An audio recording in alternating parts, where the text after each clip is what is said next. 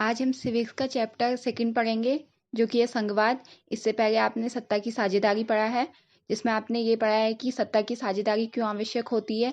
आज हम भारतीय संघवाद या फिर संघवाद के बारे में पढ़ेंगे। संघवाद क्या है, क्यों आवश्यक है, इसकी विशेषताएं क्या हैं, और भारत में संघवाद के बारे में पढ़ेंगे और इसको समझने की कोशिश करेंगे।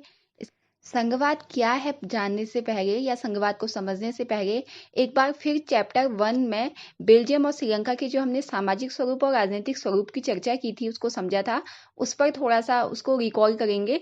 पहले हमने चैप्टर में पढ़ा था कि बेल्जियम में, आपको याद होगा कि बेल्जियम में डच भाषी, जर्मन भाषी और फ्रेंच भाषी लोग रहते थे और इसी कारण वहाँ की संविधान में 4 प्रमुख बदलाव किए गए, जिनमें से प्रमुख क्या क्या थे कि जो केंद्र की शक्ति थी, जो प्रमुख शक्ति थी केंद्रीय स्तर पर, वो सभी भाषाओं को बांट दी गई थी, यानी उसमें सभी भाषाओं के प्रतिनिधित्व को रखा गया था। इसके अलावा एक सामुदायिक सरकार की स्थापना की गई थी जो कि क्षेत्रीय जो संस्कृति है उसको बनाए रखने के लिए की गई थी। और केंद्र ने क्या किए थे, प्रांतीय सरकारें भी बनाई थी, यानी कि बेल्जियम में जो नया संविधान बना उसमें केंद्रीय सरकार की शक्तियां कम कर दी गई और राज्य सरकारों को और जो सामुदायिक सरकार बनाई गई उनको भी शक्तियां दे दी गई। अगर हम श्रीलंका के बारे में पढ़ें तो श्रीलंका में क्या थी, केवल एकात्मक शासन व्यवस्था थी। एकात्मक का मतलब केवल एक ही भाषाई वर्ग यानी कि सिंहली के पास अधिक शासन सत्ता थी, और जबकि तमिल भाषाई लोगों के हितों को, उनके अधिकारों को सिंहली लोगों द्वारा क्या किया जा रहा था, दबाया जा रहा था। तो ये क्या होती है, एकात्मक शासन व्यवस्था, यानी कि जिसमें एक ही के पास पूरी शासन सत्ता केंद्रित होती है।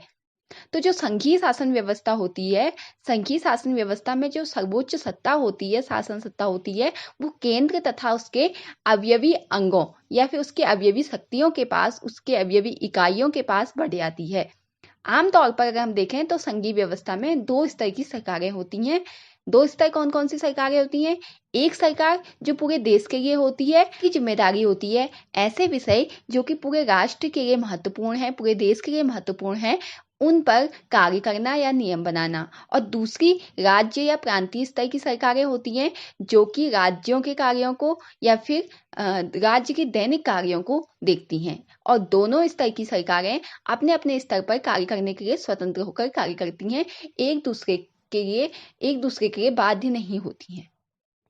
अगर हम एक लाइन में ये कहें कि संघीय शासन व्यवस्था एकात्मक शासन व्यवस्था के बिल्कुल अपोजिट होती है, जहाँ एकात्मक शासन व्यवस्था में शासन का केवल एक ही स्तर होता है और बाकी इकाइयाँ उसके अधीन होकर कार्य करती हैं या उसके दिए गए आदेशों का पालन करती हैं। वहीं जो संघात्मक शासन होता है, संघीय शासन व्यवस्था होती है, उसमें जो सरकारें होती हैं या शासन होता है वो एक से ज़्यादा स्तर पर कार्य करता है। यहाँ केंद्र सरकार राज्य सरकार को कुछ भी आदेश नहीं दे सकती, ना ही जो सरकार के स्तर होते हैं, शासन के स्तर होते हैं, वो एक दूसरे के अधीन होते हैं। सभी के पास अपनी अपनी शक्तियां होती हैं, सभी अपने कार्यों को करने के लिए स्वतंत्र होती हैं। ये अपने अपने स्तर के लोगों के प्रति जवाबदेह होती हैं, ना कि एक दूसरे के प्रति जवाबदेह होती हैं। अब यहीं से संघीय व्यवस्था की या संघवाद के विशेषताओं पर गौर करते हैं, विशेषताओं को देखते हैं। संघवाद की पहली विशेषता है कि यहाँ पर सरकार 2 या अधिक स्तरों वाली होती हैं, जिसमें से हमने एक पढ़ा केंद्रीय स्तर और दूसरा क्या होते हैं, राज्य स्तर या फिर कहीं कहीं स्थानीय स्तर या सामुदायिक स्तर भी होते हैं। जो अलग अलग स्तर की सरकारें होती हैं वो एक ही नागरिक समूह पर शासन करती हैं, यानी कि जो जनता है वो तो एक ही है, लेकिन जो स्तर हैं सरकार के वो क्या होते हैं, अलग अलग होते हैं। एक देश के लिए होता है, एक पर्टिकुलर उसी जगह के लिए होता है, ठीक है। और उनके अपने अपने अधिकार क्षेत्र होते हैं। अधिकार क्षेत्र यानी कि उनके अपने अपने विषय होते हैं, उनके अपने अपने क्षेत्र होते हैं जिन पर कि वो कार्य करते हैं या उन पर नियम बनाते हैं। इसके अलावा विभिन्न स्तरों की सरकारों के अधिकार क्षेत्र संविधान में स्पष्ट रूप से वर्णित होते हैं, यानी कि संविधान में उनके क्या कार्य हैं, उन्होंने किस प्रकार कार्य करने हैं, ये क्या होते हैं, संविधान में पहले से ही लिखे गए होते हैं, यानी कि उनके अधिकारों को वहां पर वर्णन किया गया होता है। संविधान के मौलिक प्रावधानों में किसी भी एक स्तर को सरकार अकेले नहीं बदल सकती है, यानी कि जो पहले से एक स्तर को कार्य दिए गए हैं या जो भी स्तर का क्षेत्र निर्धारित किया गया है किसी भी स्तर का, उसको ऐसे ही सरकार नहीं बदल सकती। अगर उन्हें वो बदलने हैं तो उन्हें दोनों सरकारों की सहमति या दोनों स्तरों की सहमति लेनी आवश्यक है। यानी कि किसी भी विषय को बदलने के लिए या उनके कार्य को बदलने के लिए दोनों स्तरों की सहमति होनी आवश्यक है। न्यायालय, जो कि सर्वोच्च न्यायालय होता है, न्यायपालिका, उसको यह अधिकार होता है कि वह संविधान का अर्थ निकाले और सरकार के विभिन्न स्तरों पर जो भी उनके विषय दिए गए हैं, उनके कार्यों को लिखा गया, वर्णित किया गया है, उसका व्याख्यान करे। जब सरकार के विभिन्न स्तरों के बीच अधिकारों को लेकर कोई मतभेद उत्पन्न होता है या कोई विवाद उत्पन्न हो जाता है, तो सर्वोच्च न्यायालय ही किसी अंपायर की तरह, अंपायर का कार्य क्या होता है कि वह बताता है कि क्या सही है, क्या गलत है। तो उस समय सर्वोच्च न्यायालय क्या होती है, अंपायर होती है, कि वो बताती है कि उन दोनों में से जो उनके बीच मतभेद हुआ है, तो उसमें क्या सही है, कौन सा पक्ष सही है या अधिकार कहाँ तक सही है। इसके अलावा सरकार के हर स्तर के लिए वित्त के स्रोत का स्पष्ट वर्णन किया गया है। वित्त मतलब होता है उन कार्यों के लिए जो भी पैसा खर्च होगा, और इससे विभिन्न स्तर के सरकारों को वित्तीय स्वायत्तता सुनिश्चित की जाती है। यानी कि सबको अपने कार्य के लिए जो भी उसमें धन खर्च होगा, उसके लिए क्या है, वह किसी के प्रति अधीन नहीं है। इस प्रकार जो संघीय शासन व्यवस्था है, उसके दो उद्देश्य हो जाते हैं। एक तो देश की एकता की सुरक्षा करना, उसको बढ़ावा देना, इसके साथ साथ ही क्षेत्रीय विविधताओं का पूरा सम्मान करना। जो कि इसी प्रकार संघीय शासन व्यवस्था के गठन के लिए या कार्य के लिए भी कुछ चीजें महत्वपूर्ण हैं। उसमें क्या है कि पहले तो विभिन्न इस तरह की जो सरकारें बनाई गई हैं, उनके बीच जो सत्ता का बंटवारा किया गया है, उसके लिए जो भी नियम बनाए जाएं, तो उसको दोनों स्तर क्या करें, माने। दोनों स्तरों की सहमति होनी आवश्यक है। इसके अलावा उनको एक दूसरे पर भरोसा होना चाहिए कि वे अपने अपने अधिकार क्षेत्रों को, अपने अपने विषयों को पर ही कार्य करेंगे, दूसरे के कार्यों में दखलंदाजी नहीं करेंगे। तो आदर्श जो संघीय व्यवस्था होती है, उसके ये दोनों भी पक्ष होते हैं। पहला आपसी भरोसा और दूसरा साथ रहने पर सहमति। किस में होंगी ये, जो स्तर बनाए गए हैं। अब हम सत्ता के संतुलन की बात करते हैं या सत्ता के बंटवारे की बात करते हैं। तो अलग अलग देशों में जो संघात्मक शासन व्यवस्था का ढांचा होता है, स्ट्रक्चर होता है, वो अलग अलग होता है। वहां पर जो केंद्र और राज्य यानी कि प्रांतीय सरकारें बनाई जाती हैं, उनमें अलग अलग तरह से सत्ता का संतुलन या सत्ता का बंटवारा होता है।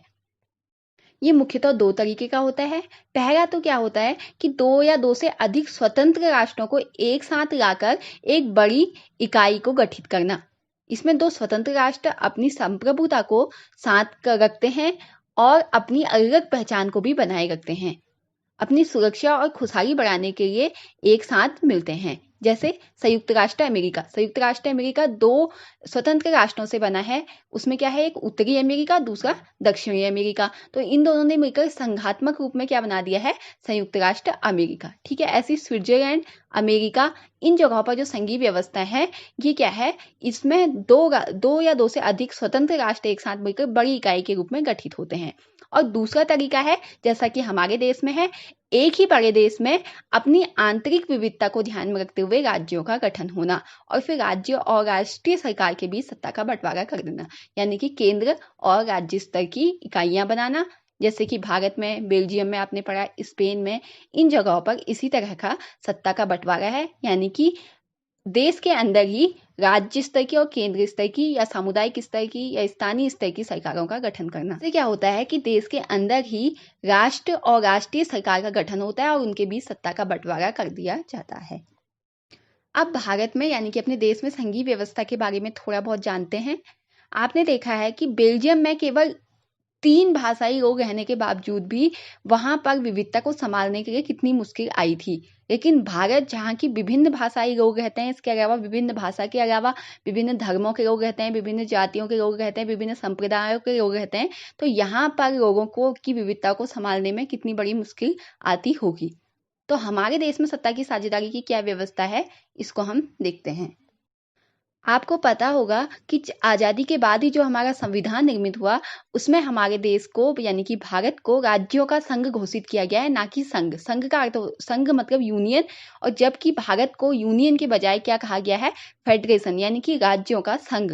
तो यहीं से भारत की जो स्टार्टिंग हुई थी आज़ादी के बाद ही, भारत के शासन की, भारत की राजनीतिक व्यवस्था की, तो यहीं से संघीय शासन व्यवस्था के सिद्धांत का गठन हुआ। विशेषताओं की बात हमने संघीय शासन व्यवस्था की विशेषताओं में की थी, वो सब भारतीय संविधान के विभिन्न प्रावधानों पर लागू होती हैं। संविधान ने उसी समय जबकि राजनीतिक व्यवस्था को तय किया, उसी समय 2 स्तरीय शासन व्यवस्था का प्रावधान किया, जिसमें पहली थी संघ सरकार, यानी कि जिसे हम केंद्र सरकार कहते हैं, और दूसरी राज्य सरकारें।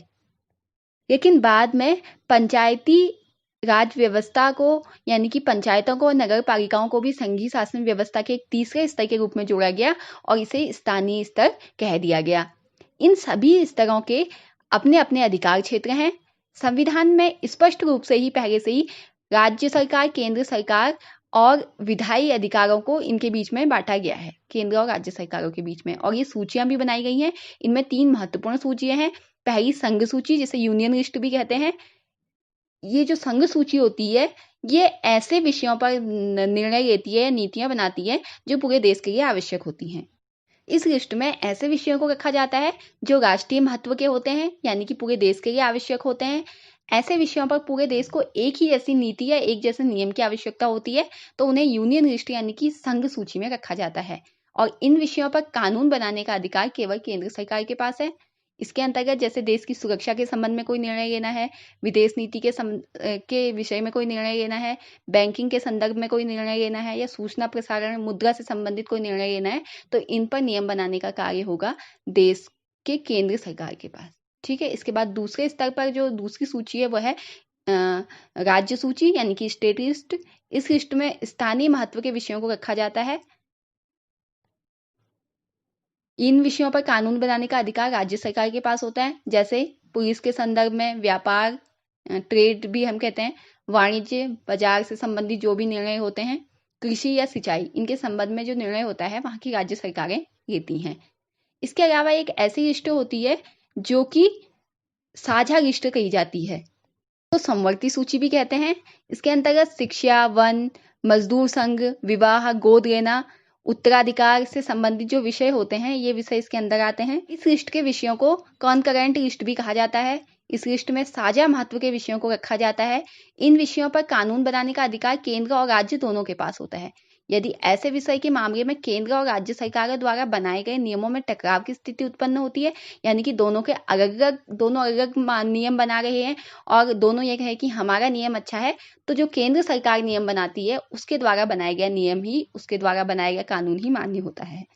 अब क्वेश्चन ये आता है या प्रश्न यह उठता है कि जो विषय इन तीनों सूचियों में नहीं है, ना केंद्र सूची में है, ना राज्य सूची में है और ना ही समवर्ती सूची में है, तो उन विषयों पर नियम कौन बनाता है या वो विषय किसके अधिकार क्षेत्र में आते हैं। तो ऐसे बचे हुए जो विषय होते हैं जो कि किसी भी लिस्ट में नहीं है, उसके सभी लिस्टों के बाहर के जो विषय हैं, उन विषयों को बची हुई लिस्ट यानी कि अवशिष्ट लिस्ट में, अवशिष्ट सूची में रखा जाता है। ऐसे विषयों पर कानून बनाने का अधिकार केवल केंद्र सरकार के पास होता है, यानी कि केंद्र सरकार इन पर क्या बनाती है, नियम बनाती है या नीतियां बनाती है। अभी आपने सूचियां पढ़ी या फिर जो संघात्मक शासन व्यवस्था था, इसमें इकाइयों के बारे में पढ़ा, तो आपने ये देखा कि सबको बराबर अधिकार नहीं मिलते हैं। तो भारतीय जो संघ है, भारत है, उसमें भी सारे राज्यों को बराबर अधिकार नहीं है। कुछ राज्यों को विशेष दर्जा भी प्राप्त है। जो विशेष राज्य हैं उनको विशेष राज्य का दर्जा प्राप्त है, जैसे कि असम, नागालैंड, अरुणाचल प्रदेश, मिजोरम। ये क्या है, इनका जो विशिष्ट दर्जा प्राप्त है वो किस कारण से, किसी को उनकी ऐतिहासिक परिस्थितियों के कारण या वहाँ के सामाजिक स्थितियों के कारण इनको संविधान ने कुछ विशेष शक्तियों को दिया है या इनको कुछ विशेष शक्तियों का लाभ भी दिया है। ये शक्तियां वहाँ के संस्कृति को, वहाँ की सेवाओं को, वहाँ के रोजगार को, वहाँ के भूमि अधिकार के संरक्षण को ध्यान में रखते हुए दी गई हैं। इन राज्यों को अन्य राज्यों के लोगों से जमीन खरीदने का अधिकार नहीं होता, यानी कि अपने ही राज्य में जमीन खरीद सकते हैं। इसके अलावा भारत में कुछ ऐसे भी राज्य हैं जो कि इकाइयों से मतलब जिनका क्षेत्रफल कम होने के कारण उन्हें एक राज्य का दर्जा भी नहीं दिया गया है और कुछ ऐतिहासिक और सांस्कृतिक या सामाजिक कारणों की वजह से उन्हें किसी अन्य राज्य में मिलाया भी नहीं गया है। तो इन राज्यों को, इन इकाइयों को केंद्र शासित प्रदेश कहते हैं। केंद्र शासित प्रदेश की श्रेणी में रखा गया है और इन क्षेत्रों में प्रशासन के लिए केंद्र सरकार के पास विशेष अधिकार होते हैं। जैसे आपने दिल्ली, चंडीगढ़, अंडमान निकोबार, दादरा नगर हवेली, दमन दीव और हाल ही में लद्दाख और जम्मू कश्मीर, इनके बारे में भी अभी हाल ही में बने ना, तो इन इकाइयों को, इन प्रदेशों को केंद्र शासित प्रदेश की श्रेणी में रखा गया है। केंद्र और राज्य सरकारों के बीच सत्ता का यह बंटवारा हमारे संविधान की बुनियादी बात है, यानी कि यह हमारे संविधान की एक विशेषता भी है, क्योंकि हमारा संविधान क्या भारत को राज्यों का संघ कहता है। तो संघात्मक व्यवस्था जो होती है वो केंद्र और उसकी इकाइयों में बटी हुई होती है। आपको यह भी पता है कि हमारे देश में संवैधानिक प्रावधानों और कानूनों को चलाने के लिए, उनकी देखरेख के लिए न्यायपालिका की महत्वपूर्ण भूमिका है। शक्तियों के बंटवारे के संबंध में भी या टकराव होने पर, कोई विवाद होने पर भी जो न्यायपालिका है यानी कि उच्च न्यायालय और सर्वोच्च न्यायालय की महत्वपूर्ण भूमिका निभाते हैं। वही राज्य और केंद्र सरकारों को उनकी जिम्मेदारियों से संबंधित जो भी निर्णय लेने होते हैं उस पर क्या करते हैं, एक महत्वपूर्ण भूमिका निभाते हैं।